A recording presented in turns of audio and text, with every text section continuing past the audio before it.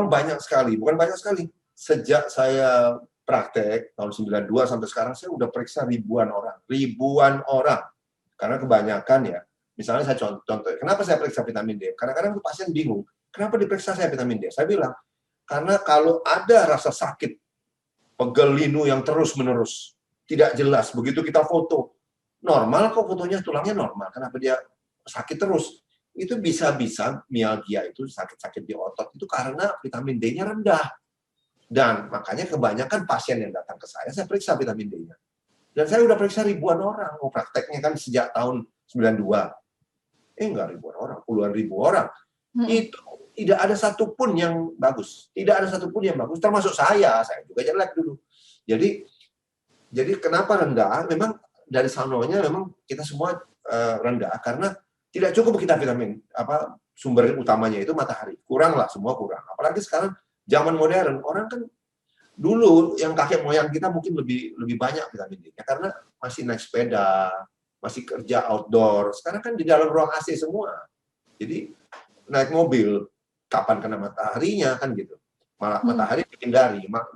Udah gitu tahun 80, 90-an itu semua lagi in tuh sunblock, sunscreen, makin top, makin tebal, makin bagus. Ya habis lah vitamin D kan. Nah, jadi sumbernya kurang. Kemudian ternyata walaupun bukan sumbernya kurang, ada hal-hal yang menyebabkan vitamin D kita turun secara otomatis. Apa itu? Jadi ada kondisi yang menyebabkan vitamin D turun, ada obat-obatan yang menyebabkan vitamin D turun. Nah ini, apa yang menyebabkan vitamin D turun? Ini paling sering, stres. Nah, kalau kerja, kalau orang Jawa bilang, Surabaya bilang, ojo ngoyo, jangan ngotot, banting tulang, itu stres. Itu stres fisik, stres mental, itu vitamin D Anda hancur. Stres. Kemudian kurang tidur. Jadi kalau kurang tidur, tidurnya mesti berapa jam? Sekarang harus 7-8 jam. Kalau bisa 8 jam. Gitu ya. Jadi kalau kurang, vitamin D turun. Terus apalagi? Smoking, rokok, vitamin D turun. Alkohol, turun vitamin D. Itu yang utama. Kemudian kalau dari obat-obatan, yang paling banyak diminum sekarang, terutama pada orang-orang yang sudah berumur, obat statin, obat kolesterol, obat anti kolesterol, itu menurunkan vitamin D. Terus obat anti hipertensi, obat darah tinggi, tertentu kan obat darah tinggi itu ada golongannya ya. Yang menurunkan itu golongan diuretika dan golongan calcium channel blocker. Ini banyak sekali yang pakai calcium channel blocker, ya. Itu menurunkan vitamin D Anda. Jadi bukan berarti kalau Anda minum obat kolesterol katakan, obat kolesterolnya harus stop, enggak. Hanya mesti tahu bahwa karena minum obat ini, vitamin D kita turun, jadi kita harus menaikkan kadar vitamin D-nya kita minum. Di suplemennya ini harus tinggi. Bagaimana kontrolnya? Ya lihat darahnya mencukupi enggak. Gitu. Juga ada lagi obat yang sering, ya itu mungkin tidak terlalu sering. Obat-obat anti konvulsan orang-orang yang kejang, fenobarbital, ya.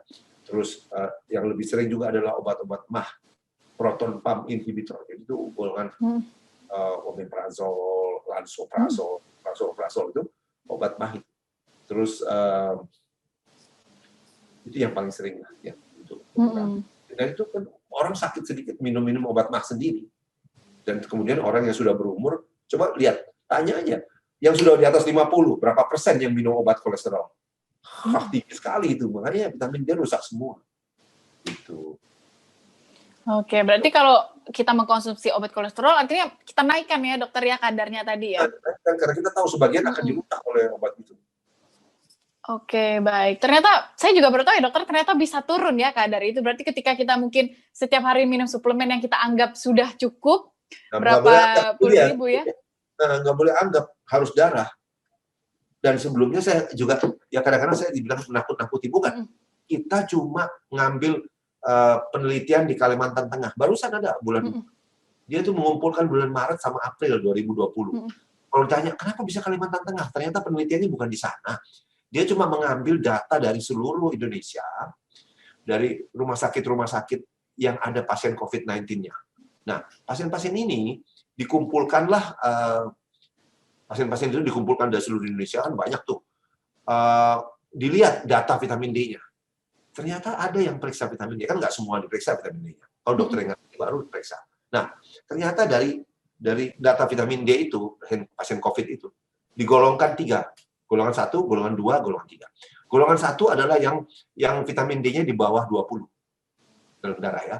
Yang golongan 2 antara 20 sampai 30.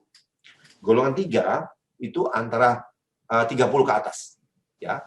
Nah, ternyata yang golongan 1, yang di bawah 20, kita mulai yang golongan 3 dulu.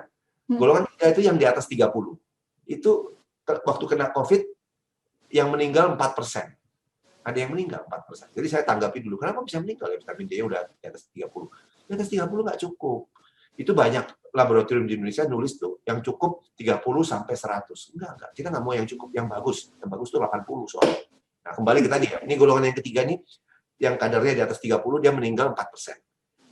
Nah, golongan kedua, yang kadarnya antara 20 sampai 30, itu meninggal 88%. Bandingkan. Betapa banyaknya bedanya. Nah, lebih parah lagi yang golongan 1. Golongan 1 ini yang darahnya vitamin D-nya itu cuma di bawah 20, katakan 16, 12. Banyak loh pasien kayak begitu. Ada yang cuma 8, 10. Nah, pasien ini kalau kena COVID, 99% meninggal. Hampir semua meninggal. Itu pentingnya vitamin D. Jadi vitamin D naikkanlah. Nah, itu juga ada kaitannya dengan penelitian 2 dokter itu, Profesor Meltzer di Chicago, dan Michael Holick di Boston. Michael Holick bilang, kalau itu kamu tinggi, bagus, maka kemungkinan kena COVID turun 54%. Oke.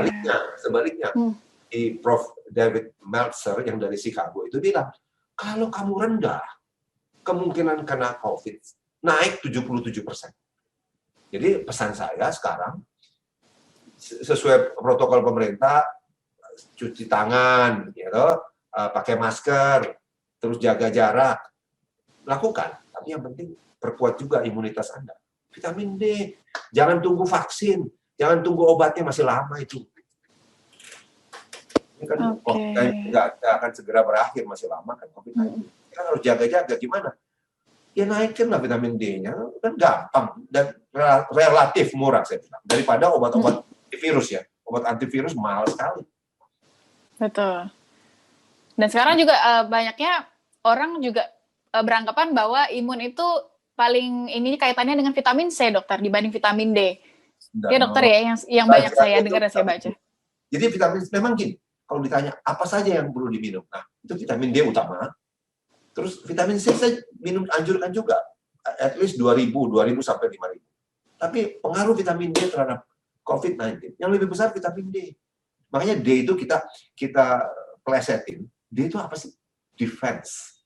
Itu defense kita, daya tahan kita. Jadi utama D, C oke, apalagi zinc, Zn itu penting. Jadi kan memang tidak kerja sendiri kan. Ya kan? Kayak di El John lah, kan yang kerja ada berapa orang tuh kan. Oke, jadi bareng-bareng ya dokter, tapi vitamin D ini ternyata yang paling atas yang berkaitan. Prima dona udah lah. Oke. Bahkan untuk COVID-19 sekarang ternyata vitamin D ya dokter ya, di mana yang paling besar, paling tinggi imunnya. Paling tinggi nilainya.